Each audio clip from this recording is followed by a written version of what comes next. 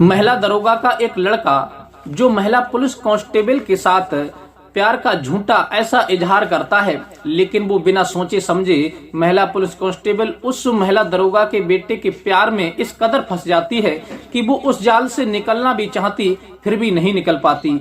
और फिर वह लड़का उसके साथ शारीरिक संबंध बनाता है और कई बार उसके साथ ऐसी शर्मसार घटना को भी अंजाम देता है जिसे आप सुनेंगे तो परेशान हो जाएंगे और आप भी सोचने पर मजबूर हो जाएंगे। दरअसल आज की जो कहानी मैं आपको सुनाने के लिए जा रहा हूँ, ये कहानी सुनने के बाद आपको बहुत कुछ सीखने के लिए मिलेगा। और आज की जो लड़कियां हैं जो बिना सोचे समझे किसी बाहर के व्यक्ति पर विश्वास कर लेती हैं, उनके लिए बहुत बड़ा मैसेज है।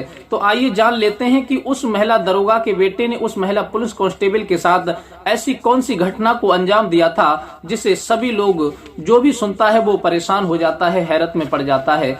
नमस्कार, प्रणाम, मैं हूँ रितेश कुमार। दरअसल आज की जो घटना मैं आपको सुनाने के लिए जा रहा हूँ, ये खासकर उन लड़कियों के लिए बहुत बड़ा संदेश है जो बिना सोचे समझे किसी बाहर के परदेसी व्यक्ति पर विश्वास कर लेती हैं और किसी की भी मीठी चुपड़ी बातों में आकर के उससे प्यार कर बैठती हैं और फिर प्यार में वो इस कदर से फंस जाती हैं, इस कदर से जाल में फंस जाती हैं कि वो निकलना भी चाहती फिर भी उस जाल से वो नहीं निकल पाती। साथियों, कानपुर में एक वीरता नाम की महिला पुलिस कांस्टेबल क्राइम ब्रांच में तैनात होती है अपनी ड्यूटी पर।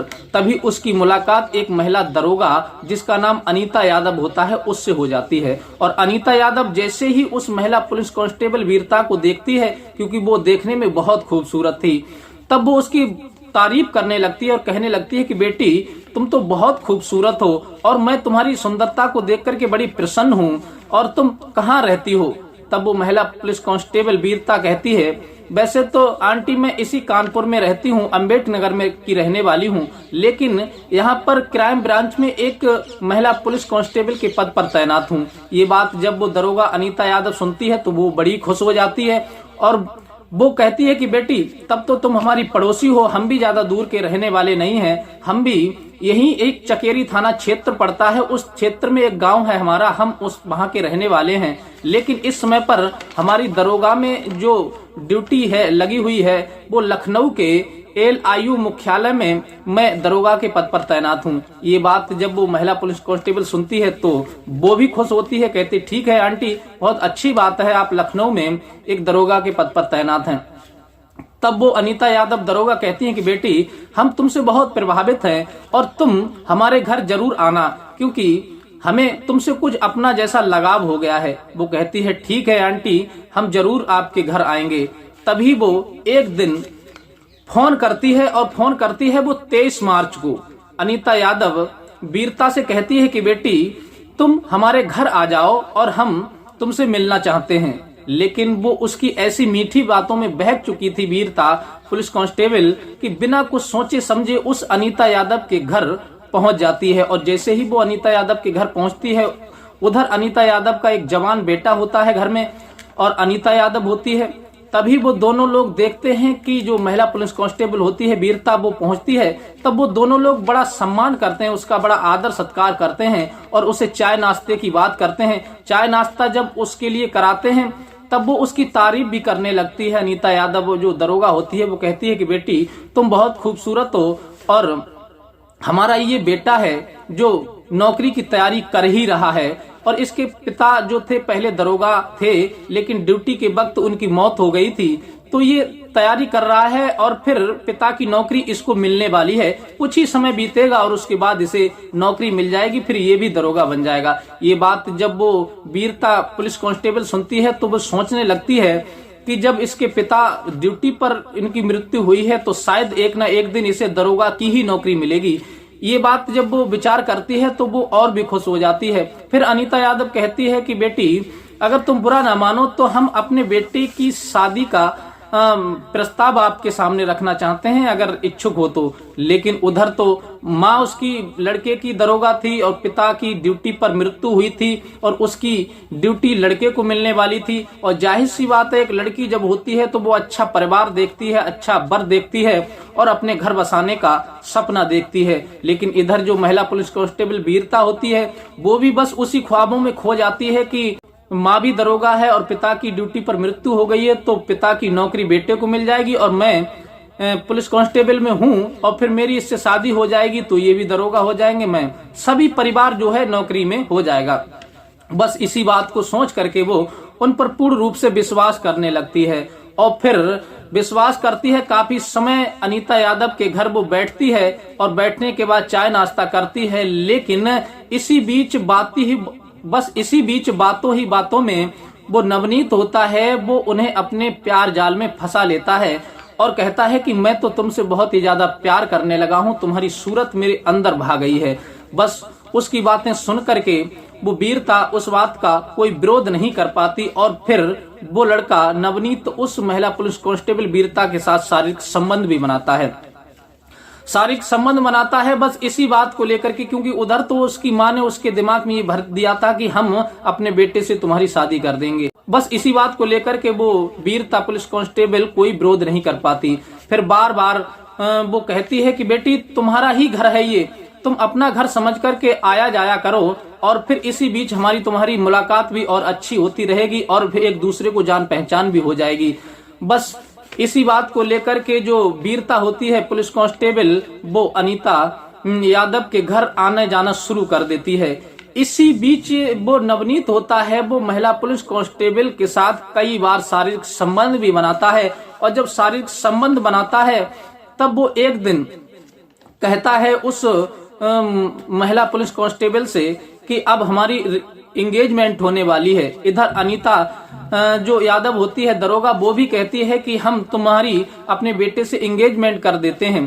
तभी वो उसी कांस्टेबल के पैसे से उस दरोगा का लड़का जो नवनीत होता है वो वीरता के पैसे से ही 2 रिंग खरीदवाता है अंगूठी सोने की, और वो भी अपने पास रख लेता है। फिर एक इसी प्रकार से काफी समय उनका सिलसिला प्यार में चलता रहता है और वो उसके साथ शारीरिक संबंध बनाता रहता है। कुछ दिन के बाद में वो एक बैंक में जाता है और फिर उसी के खाते से 15 लाख रुपए बैंक ऑफ बड़ौदा से लोन मंजूर कराता है। बैंक ऑफ बड़ौदा से वो 15 लाख रुपए नवनीत मंजूर कराता है और उसकी 26,000 रुपए की ईएमआई थी वो उसकी सैलरी से कटती है, लेकिन जो पैसा 15 लाख रुपए जो मंजूर कराता है नवनीत वो अपने पास रख लेता है, लेकिन उसे कुछ नहीं देता वीरता पुलिस कांस्टेबल के लिए। लेकिन धीरे धीरे इसी प्रकार से समय बीतता है, वो शारीरिक संबंध बनाता है और शारीरिक संबंध बनाते हुए वीडियो भी बना लेता है और फोटो भी खींच लेता है। लेकिन फिर वो 2 बार प्रेग्नेंट भी हो जाती है। पहली बार जब वो प्रेग्नेंट होती है तब वो कहती है कि मैं प्रेग्नेंट हो चुकी हूँ, अब हमें शादी कर लेनी चाहिए। तब वो नवनीत कहता है कि देखो अभी मेरी नौकरी नहीं लगी है और मैं नौकरी की तैयारी कर रहा हूँ, और जब तक नौकरी नहीं लग जाएगी तब तक ये बच्चा और शादी का भार मैं उठा नहीं पाऊंगा, इसलिए आप निश्चिंत रहो, कुछ दिन और इंतजार कर लो, मेरी नौकरी लग जाएगी, मैं नौकरी की तैयारी कर ही रहा हूँ, उसके बाद जो भी होगा देखा जाएगा। फिर वो नवनीत उस महिला पुलिस कांस्टेबल को गर्भपात कराने की समझा बुझा करके दवाइयां खिला देता है और वो दवाइयां खा लेती, फिर उसका गर्भपात हो जाता है। कुछ दिन सिलसिला यूं ही चलता है। फिर वो दूसरी बार प्रेग्नेंट हो जाती है। जब वो दूसरी बार प्रेग्नेंट होती है तब वो फिर इस बात को कहती है कि देखो नवनीत मैं प्रेग्नेंट हो चुकी हूँ। तब वो कहता है कि देखो अभी बहुत समय है और अभी भी मेरी नौकरी नहीं लगी है और मैं नहीं चाहता कि मेरी नौकरी लगने से पहले कि हम एक बच्चे के बाप बने और इस बच्चे का बोझ हमारे ऊपर आए, हम इसका बोझ नहीं सहन कर पाएंगे।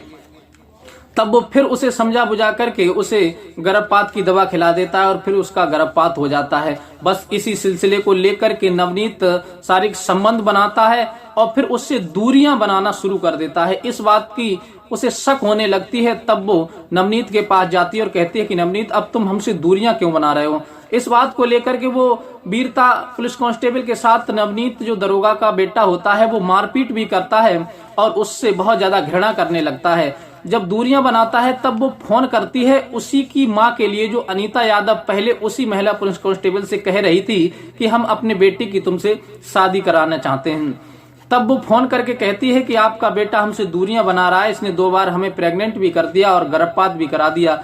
इस बात को लेकर के जब वो सुनती है अनीता तब वो भी उसे धमकाने लगती है महिला कांस्टेबल को और कहती है कि तुम हमारे बेटे की जिंदगी से दूर हो जाओ और हम तुमसे कोई शादी अपने बेटे की नहीं करवाएंगे, इसलिए तुम्हें हमारी बीच में दखल देने की जरूरत नहीं है। इस बात को जब वो सुनती है तो वो बहुत ज्यादा परेशान हो जाती है, भावुक हो जाती है और फिर इसकी शिकायत वो बड़े आला अधिकारियों से करती है और बड़े आला अधिकारियों के पास जब शिकायत लेकर के जाती है तो फिर कहती है कि मैं अगर मेरे लिए न्याय नहीं मिला तो सिवाय आत्महत्या करने के अलावा मेरे पास कोई कॉलम नहीं बचेगा।